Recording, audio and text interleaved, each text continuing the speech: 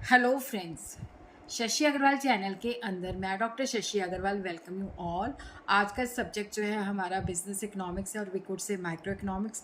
Discuss the law of diminishing marginality. सबसे पहले देखते हैं एग्जाम के अंदर हमने इसको किस तरह से अटैम्प्ट करना है।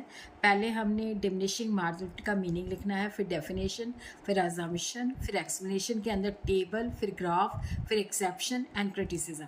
तो मीनिंग के अंदर हमने लिखना है कि अदर थिंग्स इक्वल, अगर हम additional unit of A commodity को कंज्यूम करते जाते हैं तो हर एक सक्सेसिव यूनिट से मिलने वाली मार्जिनलिटी डिक्रीज होती जाती है, डिमिनिशिंग होती जाती है। इसकी जो डेफिनेशन है that is given by the martial.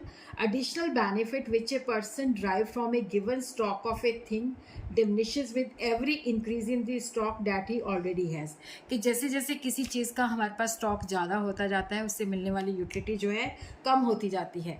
तो अदर थिंग्स बीइंग इक्वल जो अजम्पशन है कि यूटिलिटी को हम मेयर कर सकते हैं, बता सकते हैं कि कोई भी चीज़ हम कंज्यूम करते हैं तो उससे यूटिलिटी कितनी मिली है।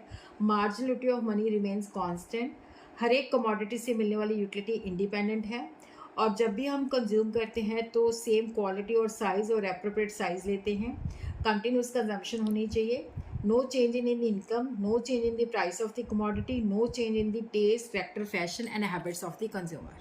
तो यहाँ पे हमने टेबल बना देना है ये। फिर टेबल आप देख सकते हो।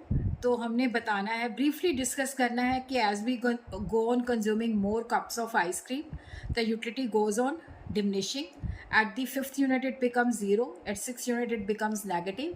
फिर उसके बाद हमने एक ग्राफ बना देना है। फिर हमने बता देना है कि ये जो कर्व है डैट स्लोप्स डाउनवर्ड, जो हमें बताता है कि जैसे जैसे हम ज़्यादा कप्स को कंज्यूम करते हैं तो उसकी यूटिलिटी डिमिनिश हो जाती है, marginal utility. 5th unit it becomes 0 and the 6th unit it becomes negative.